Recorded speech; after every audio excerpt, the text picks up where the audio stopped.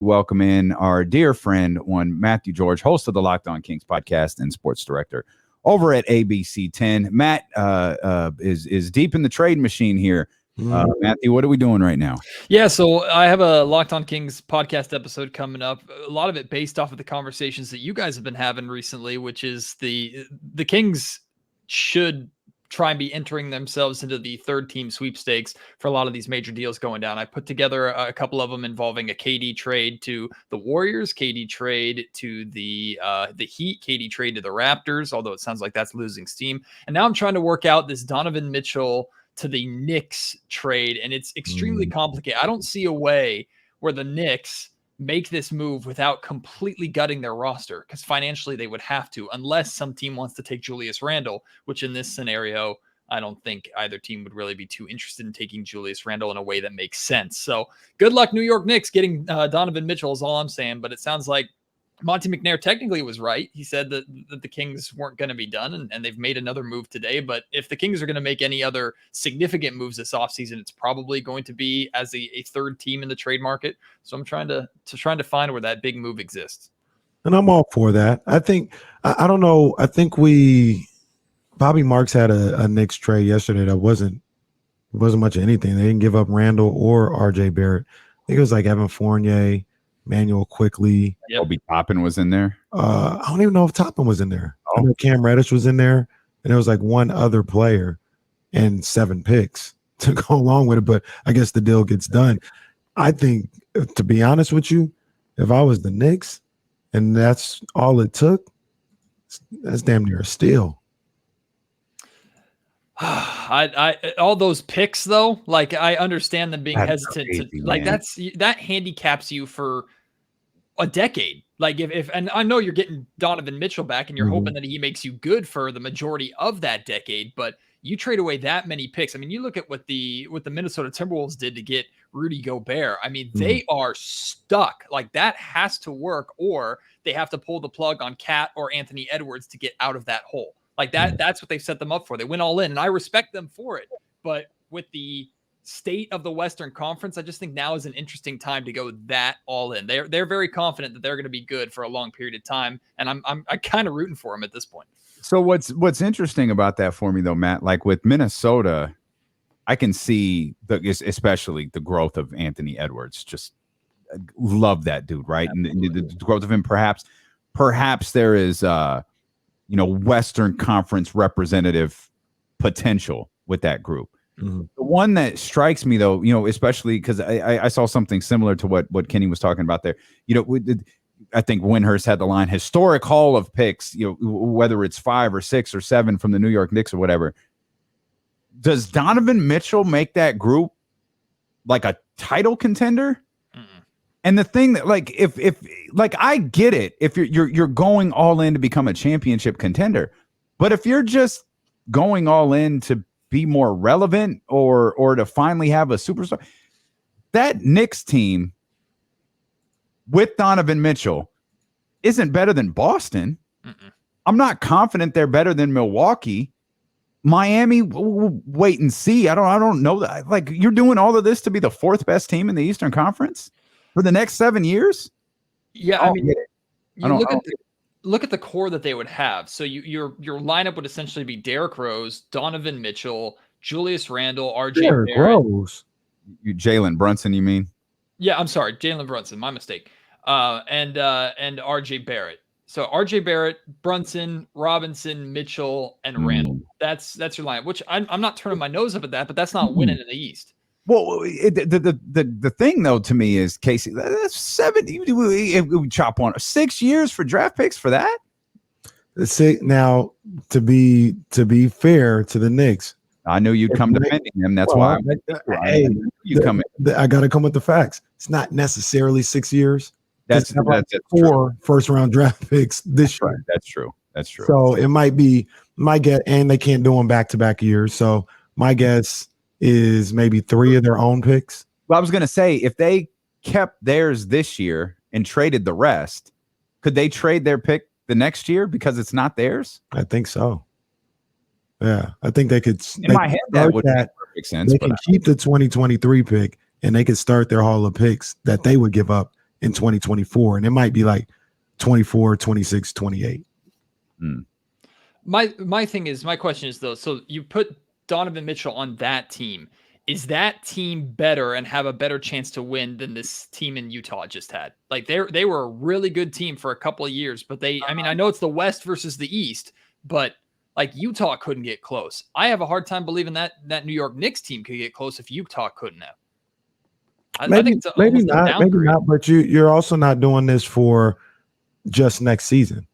You know what I mean? I think if you're the Knicks, number one, what are you gonna do? Like, you've been waiting for a moment like this to get a player like Donovan Mitchell.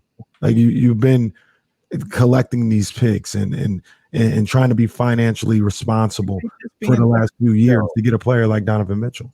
I feel like they're just being thirsty though. They're being a little thirsty for sure. Like, you want a player like Donovan Mitchell for sure.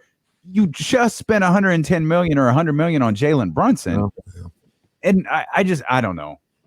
I just don't like what I'm seeing these crazy trade packages, and I'm like, I don't get how this makes the Knicks a championship team.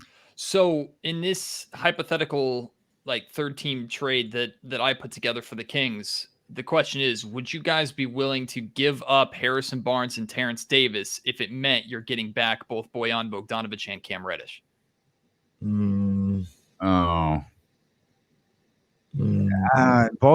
Think about that. Yeah. Because both are on 1-year deals, so both are expiring at the end of the year. So is HB. In theory, you could probably re-sign Cam Reddish if you're confident with him being your guy going forward. Kind of fills that hole. Bojan, I couldn't imagine, is a long-term for the Kings. Can you work this all out somehow with KD and the Suns to where Cam Johnson comes here? I haven't touched that yet. That was coming up next. That'd be the one right there. Let's get that working. And then you want HB? You got it. You want TD? We'll talk about it, but we're willing to do it. It ain't gonna be in the first conversation. But Cam, man, that's a fit here. I had a big smile on my face putting together the deal that with the Raptors that brings OG to Sacramento. So I wouldn't mind that one as well either. So Trade Machine said it was okay. Did we send this into the league office? Like what did that deal look like? Trade Machine always is right, and everything that happens on Trade Machine normally happens in the league. But let me try and find this trade and put it all together. Of course, it's really small. Okay. We Google stuff on the show all of the time. It's fine. Kill some time for me, will you? Oh, that's what we do. Sure. Got you. More on Lauren Hill. And Kenny. No, actually, no. You know what? Don't give more time. Never mind. We're done. Yeah, Cam. We weren't trying to work the Kevin Durant thing for Cam. We were trying to look at like it's Phoenix really after the DeAndre Ayton stuff from yesterday. Are they really willing to be in the luxury tax like for years to come? Like they're going to be 15 million in the tax now. Devin Booker makes more money next year. Chris Paul makes more money next year. Mikal Bridges makes more money next year. You're going to have money falling off for sure, but you'll be better suited to keep those guys because you're going to have so much money dedicated to Bridges, Chris Paul, Devin Booker, and now DeAndre Ayton. All right. So I got it. I have no idea if this works. I have no idea if there's interest. Well, I know it works. I have no idea if there's interest on any end with this. I did read that the Toronto Raptors were not willing to give up Scotty Barnes in a Kevin Durant deal, so I made sure to include that. Raptors get Kevin Durant and Rashawn Holmes. Nets get Pascal Siakam, Gary Trent Jr., and Terrence Davis. Kings get OG. That's what I was able to work out. Plus, there's picks involved too, but I'm just talking players. Mm-hmm. Okay. Well, that'd be great if you get OG here. That'd be awesome. Do what you got to do. When people bring up OG, I just like he's available for maybe a Kevin Durant type player, but I would think the Nets might want OG in return, right? Like I don't think they want to work out a 3-team to send OG somewhere else. They're gonna find a way. How did we get Rashawn Holmes in this deal? Financially, just needed to open up the space to get OG, basically. Yeah. Well, it's always fun to mess around with these trade ideas. Being a GM's easy. Trade Machine just said I pulled it off. I just traded Kevin Durant. It's That's easy. how it works. Come on, Oh, Monty. it's taking so long. Let me ask both of you guys a question, and forgive me for not having the all the nuts and bolts of this trade right here in front of us. But there's only one thing that really matters, so that's why I'm thinking about it. Once again, listening to Bill Simmons, I gotta cite my sources here. He was talking about Donovan Mitchell trades, and he came up with the Kings, and there was a number of different picks or whatever the case may be. But essentially, the bare essentials of it was Donovan for De'Aaron Fox. Would either of you make that move? And for reference, he was like excited. He was like, man, they get Donovan. Now they throw Mitchell as the point guard to go with Sabonis, all this other stuff. And I didn't look at it as that. Like, I'll definitely concede that Donovan Mitchell is better than De'Aaron Fox. How much better is he in people's eyes then? That's a fair question, Matt. I'll let you cook because I have some thoughts on this. Yeah, I mean, this doesn't help with my alleged anti-De'Aaron Fox persona that I apparently have, but yeah, I would probably do that deal. And this is not fence sitting. I would need to know what else is also going to Utah in that deal, because I'm not trading away De'Aaron Fox and a boatload of picks. Say two picks. I don't remember exactly, but 2 first rounders. We'll just say that. I would honestly, I would have to think about that, because giving up De'Aaron Fox, I think, is significant value. I do think Donovan Mitchell is better than De'Aaron Fox. Donovan Mitchell has had a significantly better career than De'Aaron Fox. And I think that if Donovan Mitchell and De'Aaron Fox had switched places, I don't think Utah would have been as good as they were. And I think the Sacramento Kings would be better than they are. Not drastically, but I do think Donovan Mitchell is a better player than De'Aaron Fox, so I'm definitely interested, but I'm not giving up a huge haul, and I think De'Aaron is a haul to give up. It's not equal value. If I'm Utah, I'm definitely asking for more, and rightfully so, but yeah, I think Donovan Mitchell right now is a better player than De'Aaron Fox is. Okay, you just right there, you said you think that Donovan Mitchell's a better player than De'Aaron Fox, but like a minute ago, I think you said, do you think Donovan Mitchell's a significantly better player than De'Aaron? No, I think he's had a significantly better career than De'Aaron has. Okay. I think the one thing that we've discussed here before that's like you can't erase it, and I'm not asking anybody to, is you see Donovan perform at the highest levels, or in the playoffs at least. Like you've seen him perform in meaningful playoff games. You know, we were locked in our homes watching bubble games where him and Jamal Murray are going for 50 each in Orlando. I think he's a little bit better. Like he averages roughly 4 points, close to 5 points more per game on 4 more shot attempts per game than De'Aaron does. I'm not sold that. I'm not trying to make the argument that Donovan Mitchell is that De'Aaron Fox and Donovan Mitchell are equal. I don't think it's as big of a discrepancy as some people think it is. Yeah. To me, like if you want to say Donovan Mitchell's better, that's fine. There's enough evidence to support that. I would end it there though. I wouldn't go, oh my God, Donovan Mitchell. Oh my God, you do that in a heartbeat. I'd kind of go with Kenny's line. Okay. What else does this look like? 2 first-round draft picks? I don't know, man. I don't know if that works. One first-round draft pick? We talk about it. We talk about it. Yeah. I can't sell myself on Donovan being worlds better than De'Aaron. Right.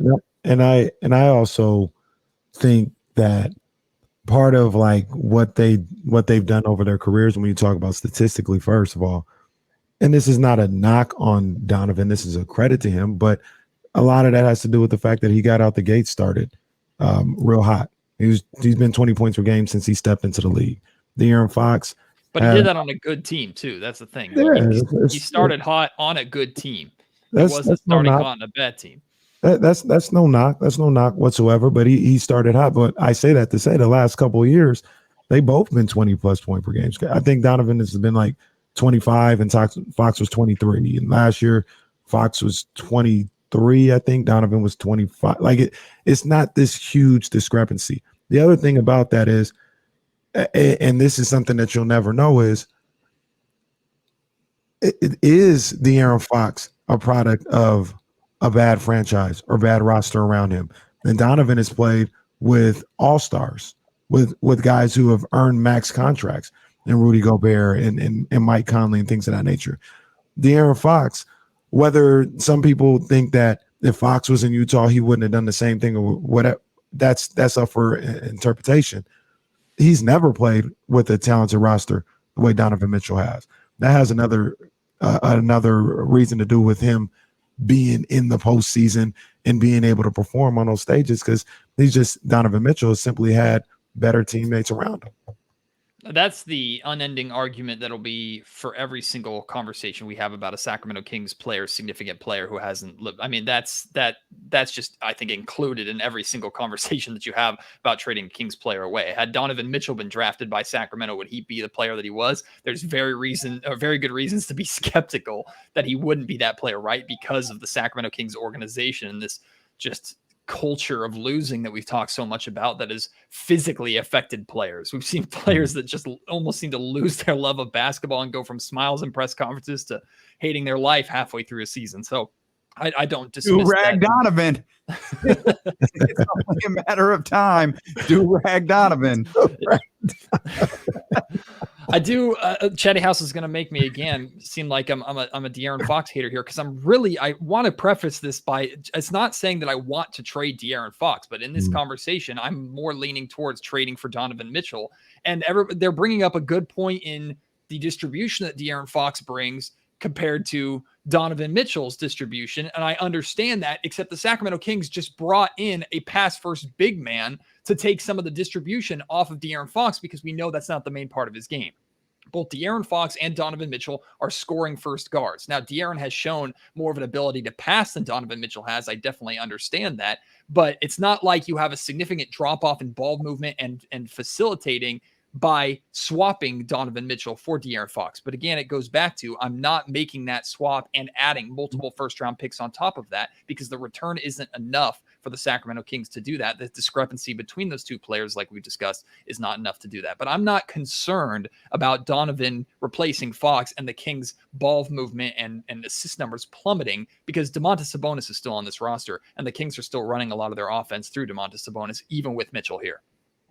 And let's point out a couple. This is just fun Friday talk. Yeah, that's all it is, man. That's all this is. In reality, once we exit our fictional trade machines and our hypotheticals and our Bill Simmons podcasts and all of that stuff, the Kings are clearly building around the pairing of De'Aaron Fox and Domantas Sabonis. Mm-hmm. And we begged and begged and begged for them to surround those two guys with shooters.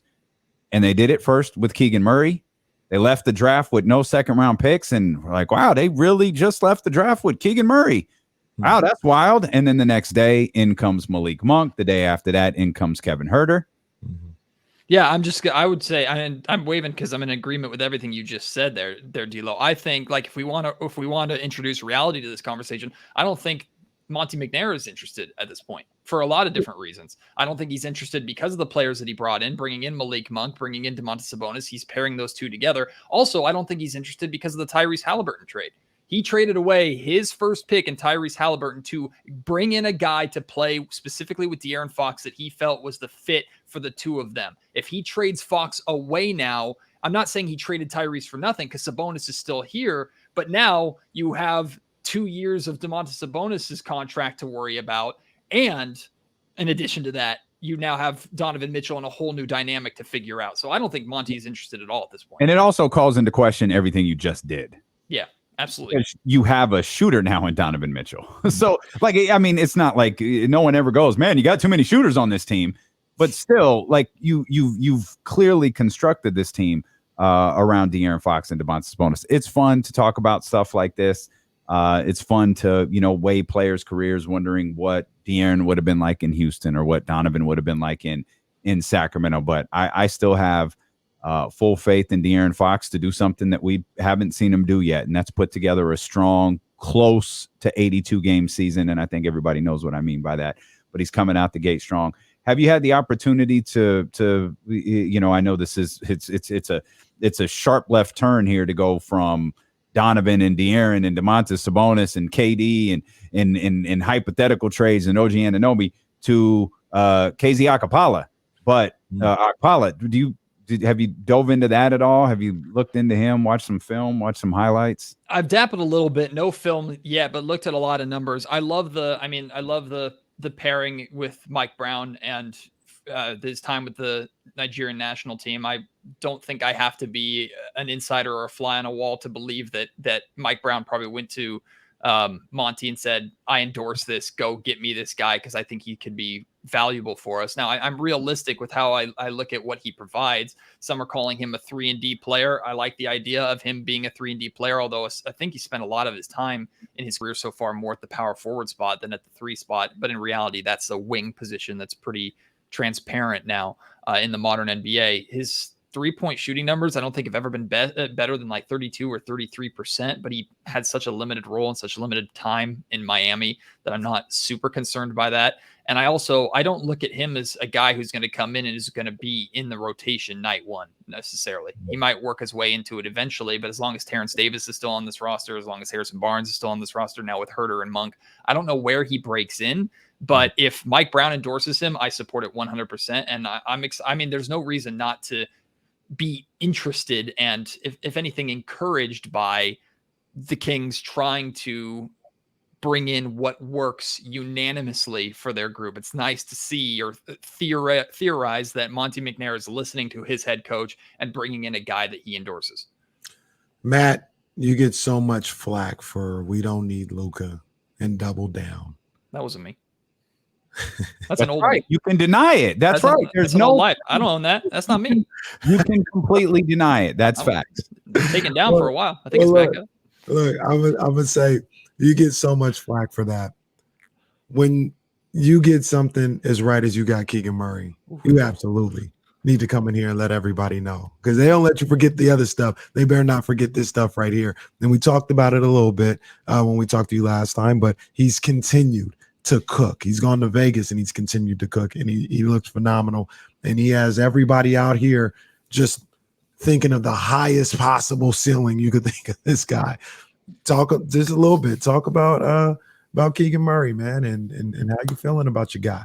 Well, look, here's the reality, Kenny. When you're as good of a NBA draft scout like me, everybody says that the draft is a guessing game until you get it right. Then it absolutely 100% was, I knew it all along, right? But if I had gotten this wrong, the draft's a guessing game. It's a coin flip. We don't really know. And I don't need to see Keegan play a single second of NBA basketball to know that he's going to be the greatest player of all time. All right, Keegan Murray is phenomenal. He should get all the minutes.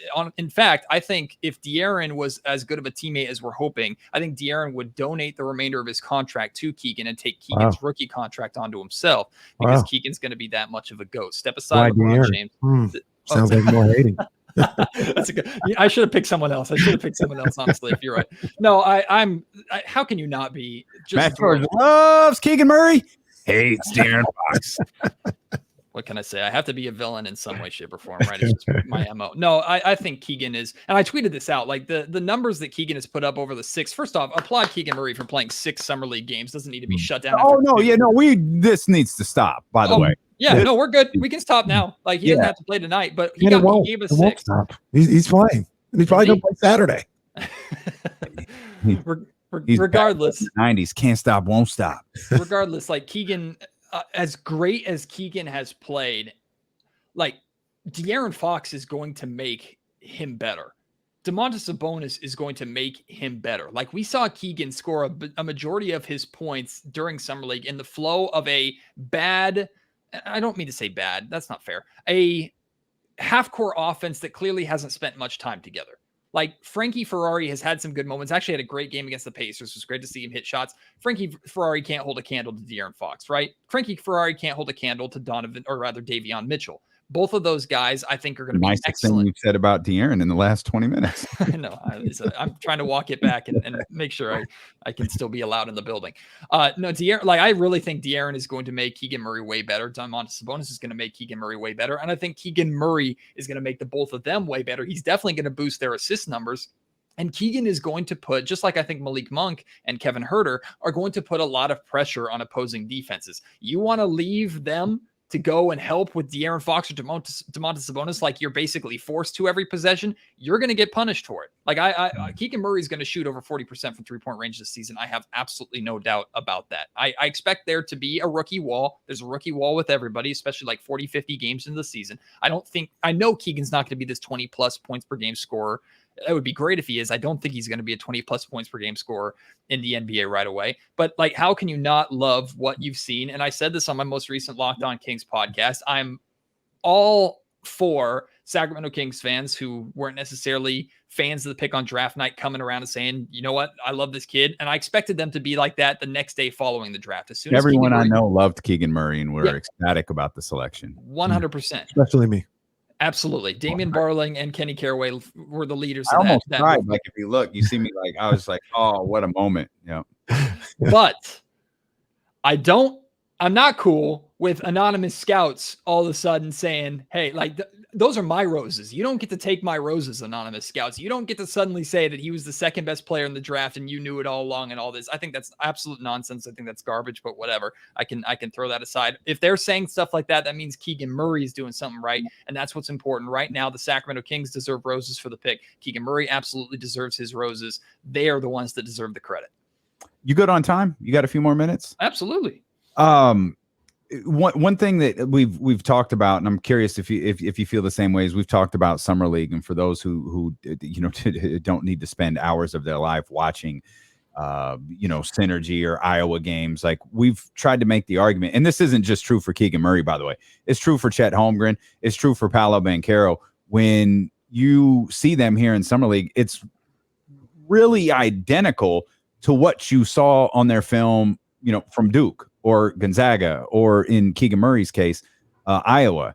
Is there anything, because I know you were really into this, is there anything in Summer League that has stood out to you where you're like, oh, this is actually a little bit better than I recognize, or this is a trait that I didn't recognize at Iowa?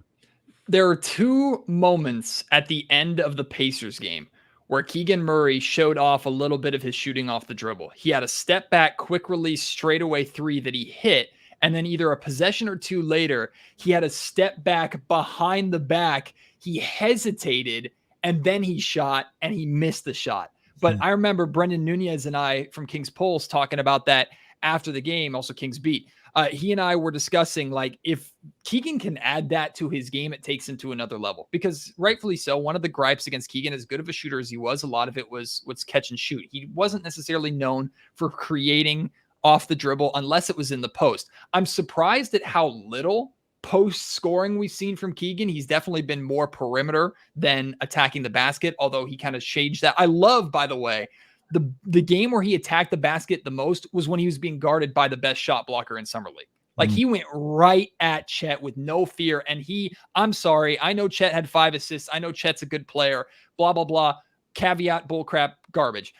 Keegan Murray completely outclassed Chet Holmgren. Like, you can't look at that game and go, Chet Holmgren and the Oklahoma City Thunder won. Keegan Murray put up 29 empty points. Absolutely not. Like, Keegan Murray was the only reason the Sacramento Kings didn't lose by 40 in that game. He scored literally half the team's points in the first half and continued in the second half. Didn't score as many as he did in the first, but there's a play towards the end of the game where Keegan goes one-on-one with Chet, completely bullies by him and dunks. It's like that's what I wanted to see. So I got a little sidetracked. The moment, Damian, to answer your question, the step back threes, him adding that part to his game, I didn't see that a lot, and I love to see that from him against Indiana. Yeah, he has so much that, not so much, but he's had quite a few things in his game that we've seen during Summer League that I just wasn't prepared to see him execute on the NBA level. You know what I mean? I mean, he shoots the ball phenomenally. I knew he was a great shooter, but I mean, it's transferred over. He seems to have gotten better even within Summer League with putting the ball on the deck and more comfortable with putting the ball on the deck, attacking the basket, some pull-ups, things of that nature. I really like his game. You know what I mean? I really like his game. I thought he was good after what I saw from him at Iowa, and we went into the film and looked. I thought he was a really good ball player. He's so much better than I originally thought. And he's still only 21 years old. There's more room for him to grow as a basketball player. And I know you talked about it before. We've talked about it, but I can't not keep putting emphasis on the fact that he's not going to be asked to come into this city, come to this franchise and save the franchise. He's going to be probably third option at best, playing off De'Aaron, playing off Sabonis. He should get a ton of open looks and being guarded by the second or third best player on the floor when he's out there in the NBA. And I see more of the same. I'm not saying 21 points a night, but I see the shooting splits, like the 40, 40, 84. I see that carrying over to the NBA game pretty easily, honestly.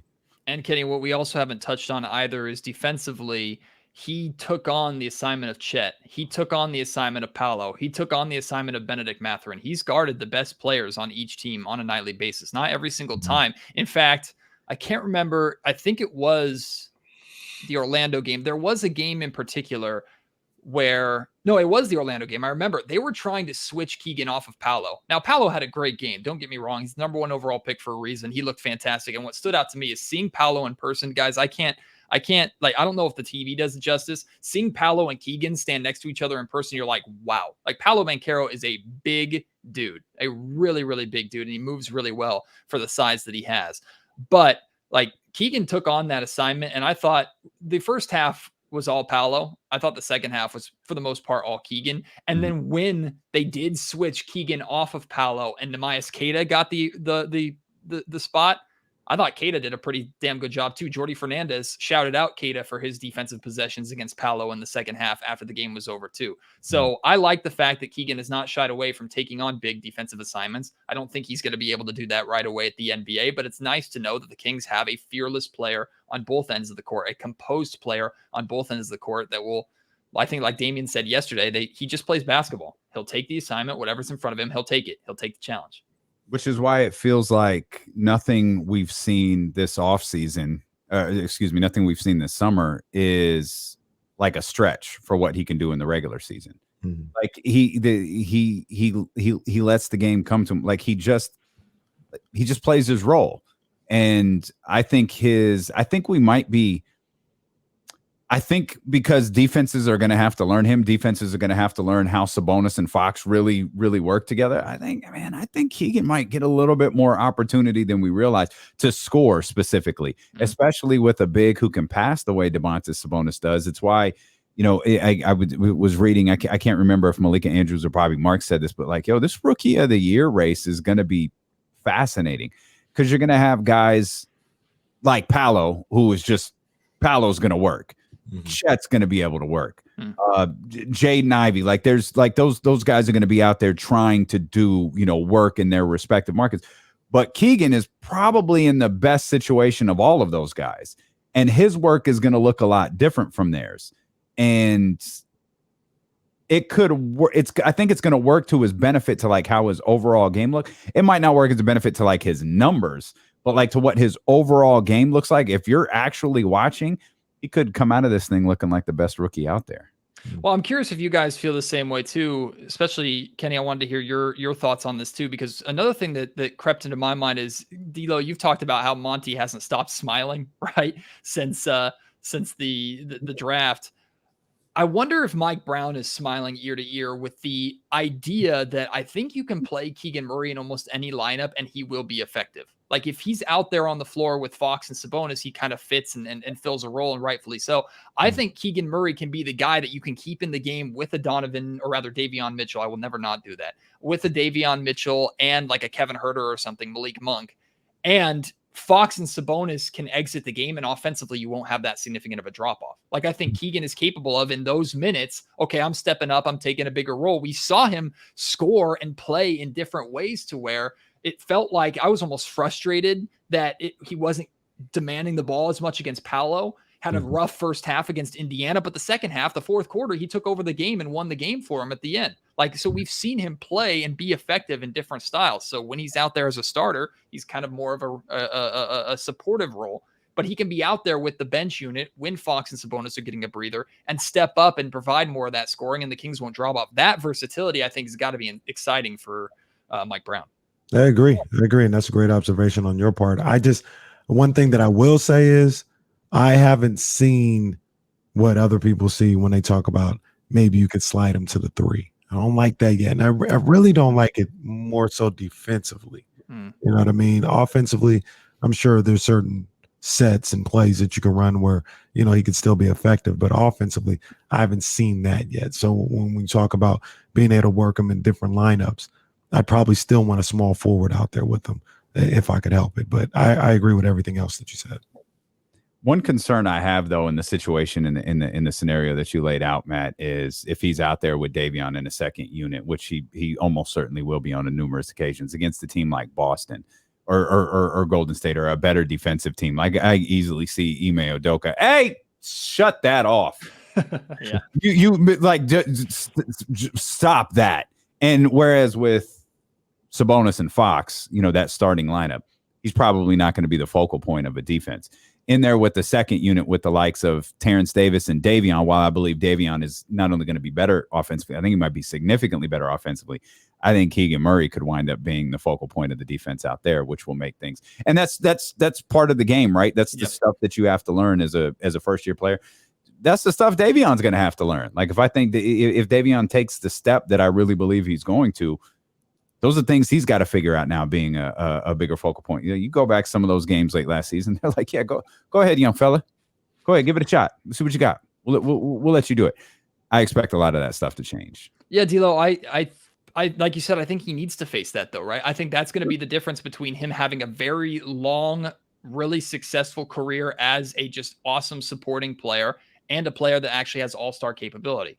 If Keegan shows his rookie and even sophomore season, we can go as far as next year too, if he shows that he can become the focal point of an offense, get focused on defensively, and still find a way to be effective against that, at this point, we're talking about, okay, maybe his ceiling is even higher than we thought. And that's where I was saying, looking at the draft, I recognized a lot of people thought Jaden Ivey's star potential was higher than Keegan Murray's. I didn't think it was that much higher. And I think it becomes even if Keegan can show, okay, when you need me to be the focal point of the offense, I will be that guy. When defense is focused on me, I can still be effective. If he shows that, then suddenly we're talking about Keegan being a second or first option on a team isn't as far-fetched as it seems even right now.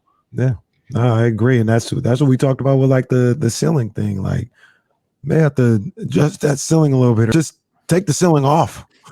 How about that? Just take the ceiling off, because with his scoring ability, I just talk about what he did in the summer league, 21 points a night. Those numbers typically, not always, are reserved for some of the best players in the league. You know what I mean? And we'll see what happens with that with Keegan. But I mean, the ease with which he was able to put up points and score in this summer league, as long as the California Classic, that's nothing to sneeze at. For some, the ceiling is the roof. For Keegan, perhaps sky's the limit. Ooh, pretty sure that's what Michael Jordan was trying to say, but I guess we still don't know to this day. That is going to show up in at least 3 Drake bars next season minimum, and he's not going to give you the credit for it. I'll get my ghostwriting nod. That's fine. Some say the ceiling is the roof. I say the sky's the limit. Okay. Never thought I'd yearn to hear Matt George rap, but well, we are. Here we are. Matt George, host of the Locked On Kings podcast. Man, thanks for hanging